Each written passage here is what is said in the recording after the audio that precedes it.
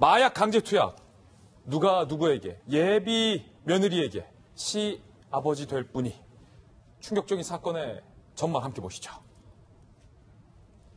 눈 감아봐라. 예비 며느리에게 어떻게. 그러니까 예비 며느리 입장에서는 남자친구 아버지가 갑자기 그랬다는 거예요. 지난 15일 23살 여성 A씨, 남자친구 아버지 55살 김모 씨로부터 힘든 일을 위로도 해주고 개인적 일로 상의할 게 있다면서 남자친구 아버지가 이런 연락을 한 거예요. 포천의 한 펜션으로 와라. 그래서 여자친구가 갔어요. 그런데 이 남친 아버지가 예비 시아버지죠. 여자친구에게 줄 선물이 있다. 잠시 눈을 감고 있어라. 예비 며느리에게 눈을 감고 있어라. 따끔한 느낌의 눈뜬 이 여성은요, 주사기를 들고 있는 김모 씨를 발견해서 신고했어요. 예비 시아버지가 주사기를 들고 있다.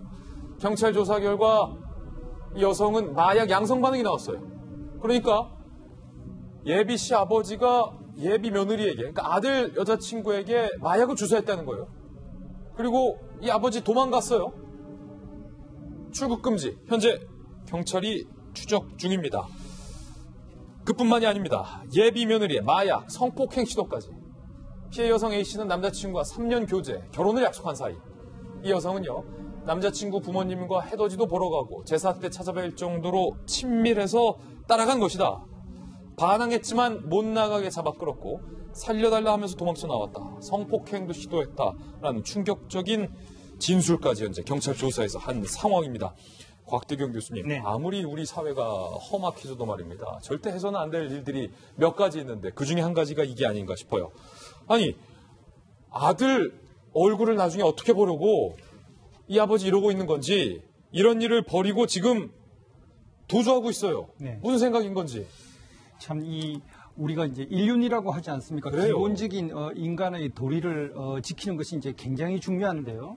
사실 이제 아들의 여자친구라고 한다면 조만간에 만약에 아들이 그 여성과 결혼을 하면 며느리가 되는 그런 사이입니다. 결혼 허락까지 다 해놓고 말이에요. 네, 그 시아버지가 될 그런 사람인데 이런 여성을 몰래 펜션으로 이제 불러가지고 뭐 줄 게 있다. 그러면서 이제 마약 주사를 했다는 거거든요. 그런데 실제로 진짜 뭐 무슨 상의할 일이 있거나 그러면은 뭐 카페라든지 뭐 커피숍 같은 뭐 그런데 아니면 뭐 공공의 그런 어떤 공개적인 그런 어떤 장소들이 있는데 그럼요. 유독 이 펜션으로라고 했다는 이런 것도 이제 석연치 않고 그리고 실제로 아들에게 과연 뭐 이 사실을 내가 너의 여자친구를 좀 만날 뭐 일이 있다 이렇게 이야기하고 이렇게 한 것 같지 않거든요. 그래서 예. 이거는 정말 뭐 인간으로서의 기본적인 지켜야 될 그런 어떤 좀 도리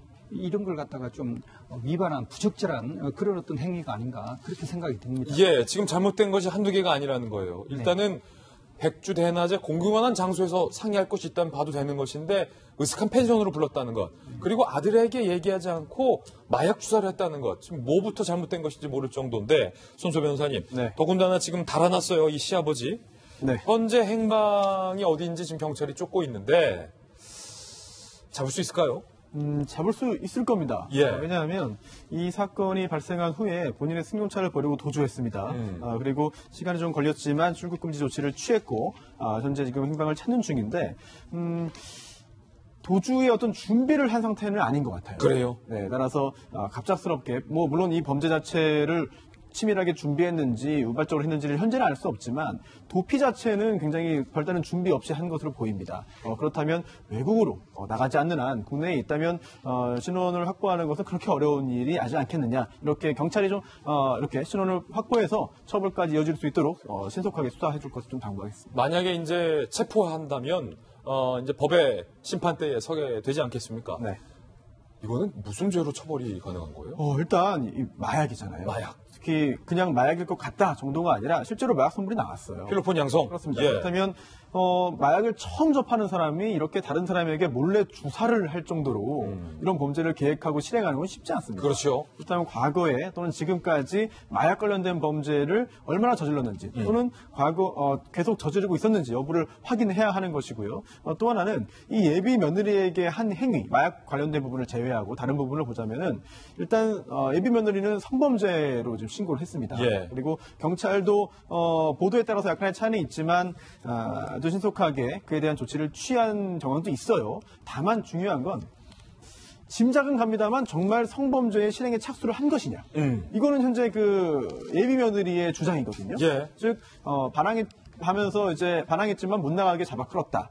이거는 폭행으로 볼 수 있어도 예. 이걸 성범죄, 즉 강간의 실행에 착수인 폭행으로 볼 수 있느냐. 이 부분은 약간의 법적인 의문은 있거든요. 논란이 좀 되겠군요. 네, 따라서 수사가 좀 빨리 신원을 확보해서 수사를 정확하게 진행해서 그에 따른 합당한 처벌로 이어져야 될 것 같습니다. 예, 곽대영 교수님, 아무래도 이 범죄자의 심리를 좀 많이 분석해 보셨을 테니까 정상적인 심리 상태는 절대 아닐 것 같고, 네네. 아니, 자기 아들의 어떻게 아들 얼굴을 보겠습니까? 뭔가 그때 당시 이 아버지도 마약에 취해 있을 가능성도 상당히 있어 보여요. 네, 사실 그 다른 사람 굉장히 가까운 연디가 될 수도 있는 그런 여성에게 자기가 직접 주사기로 그 마약을 주사하는 이런 행위 같은 경우는 처음 마약을 접하는 사람이 할 수 있는 그런 행위는 아니거든요. 예.